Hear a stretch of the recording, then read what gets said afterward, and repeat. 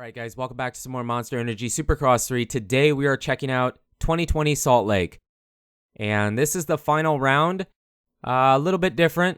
Usually it's Las Vegas, but this year it is Salt Lake. And this track isn't the most exciting track, but it was actually really easy to build and replicate in the game. So we're going to jump into this, checking out my version first, and then we have 3 other versions to show you as well. Alright, so I have 4 laps to show you here on my version of 2020 Salt Lake. And the first 2 laps are the same, and the second 2 laps are the same. So the main difference is that the main rhythm section off the start straight, that's the part of the track that has some line choice in it. Really only 2 different ways to hit it. And the way you're going to see on this lap as well as the next one, that's definitely the fastest way to hit it. And it's really not that bad. And I don't know if you can tell. Well, let's hit this section first. So we go triple, quad, triple, single. That is the fastest way for sure. And I wasn't like super happy with that section when I first built it, but then when I realized you can actually hit that section with a quad in the middle, I decided, you know what, we should keep it because it's kind of tough. You have to hit that triple in just right. Otherwise, you don't have enough momentum to clear that quad. So it's tough. It's kind of tough. Hopefully, the track turns out better for you guys that are racing it than Las Vegas did. I was happy with Vegas, but I know a few of you guys said that it wasn't your favorite track, which is great. Well, it's not great, but, you know, I can't. You know, I'm not surprised that some tracks are going to suit some people better than other tracks. So I really hope this track, a majority of you guys are happy with it and it provides some competitive racing. I didn't really make it to be super tough. It wasn't my intention to make this track tough. It wasn't really my intention to make Vegas that way, but that's kind of how it came out. So I was kind of trying to make this track a bit more player friendly so that because we have players of different skill levels in the game, in the tournament, so making a really insane track that only some of the best players can do, it's not going to make for a good race. And my goal is to always have the track as competitive as possible so that everybody has, you know, there's not like a major unfair advantage. It does have a line option that maybe the better players are going to go after more often, and that's the point. So you do get rewarded if you are a better player, but the track as a whole can be rode by pretty much anybody. You don't have to be like super good at the game to ride this track. That's kind of how I approach building tracks with that kind of thought process, I guess. So what I was trying to say, though, is that we are in the automatic transmission with standard physics. And the reason I am is because I'm just testing the track, and for some reason, somebody else was talking about this too. Whenever you test the track and then go back to change stuff and then go back and test it, it puts you in the default settings. So you have the automatic transmission and standard physics. So I don't know why it does that. And I mean, I tested the track using the pro physics, so I know the track should work perfectly fine using the pro physics, but it just makes it really annoying because if you're trying to ride a really tough track, you almost have to have the manual transmission.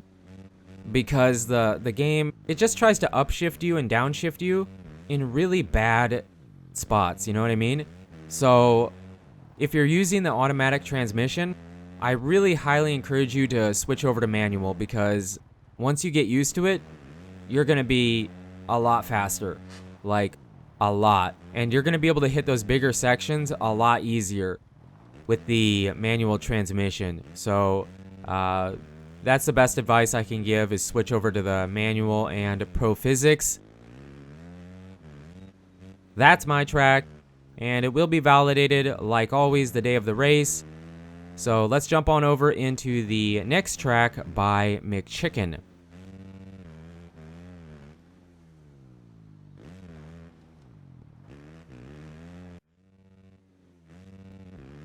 Alright, so here we go. This is the McChicken Track, and the section after the finish line is actually really similar in every track that I try and show you here today. This triple was wicked tough, like really tough. You kind of had to cut that corner at a weird angle to be able to clear that triple. It was really tough, and if you didn't get that triple, for sure you're not going to get that quad after it. So here we go, triple on, step off, double. There might be a different way through that section. I never found a different way, but again, this track is made by McChicken. So there might be things on this track I simply don't have the skill level for, and a player of his caliber does. So McChicken, if I'm missing something, let me know in the comments down below. That section is kind of fun, especially if you're carrying the speed from a lap before instead of just starting off, you know, in time attack. You carry better speed. You can kind of face into the takeoff and then triple over after the finish line there. And surprisingly, we actually did get that triple quad in back-to-back laps. So that's pretty crazy. Give myself a pat on the back for being able to hit that 2 times in a row. But this section, I feel like there's a possibility of a quad over the table and then triple.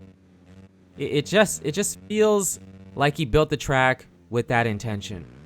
Knowing the kind of player he is, it just feels like it would have a better flow. But I never could actually get the quad over that table. So McChicken, again, if that is possible, please enlighten us in the comments. And so now we're going to switch over into the third track, which is by Jesse, I believe.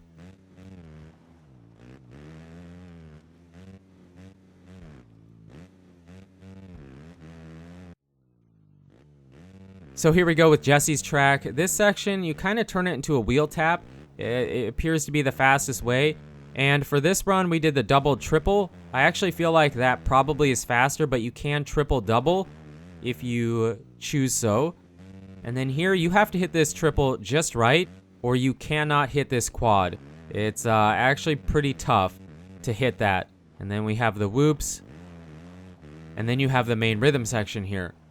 There was actually a bunch of different 2020 replicas for Salt Lake, but these were the ones that I had the most fun with.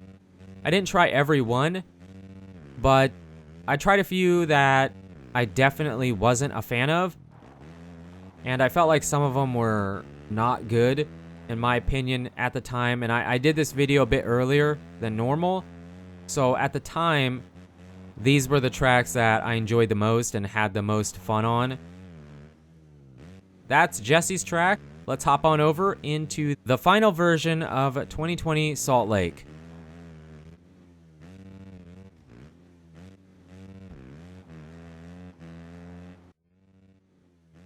Here we have 2020 Salt Lake by Stang 884. It'll be on screen.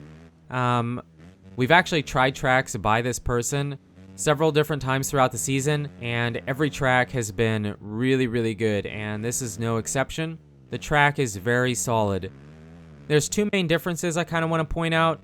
The first one is in the main rhythm section here, coming up, and the second one is actually the part that cuts across the start straight. But let's check out this rhythm section first. So he has it to where you double, triple, triple, triple. Interesting. Definitely a different rhythm than the other tracks we have seen today. So I kind of enjoyed that part of the track. And then he has it different, cutting across the track to connect back to the start. So that's the 2020 Salt Lake replicas, the final track of the season. I feel like all of them are pretty good. Let me know in the comments what you guys thought about my track and these tracks, and which one was your favorite. And I highly encourage you guys to go try these tracks out if you are on PlayStation. So you guys and girls are absolutely amazing. Thank you so much for the support on the channel lately. It really does mean a lot. And until the next video, take it easy.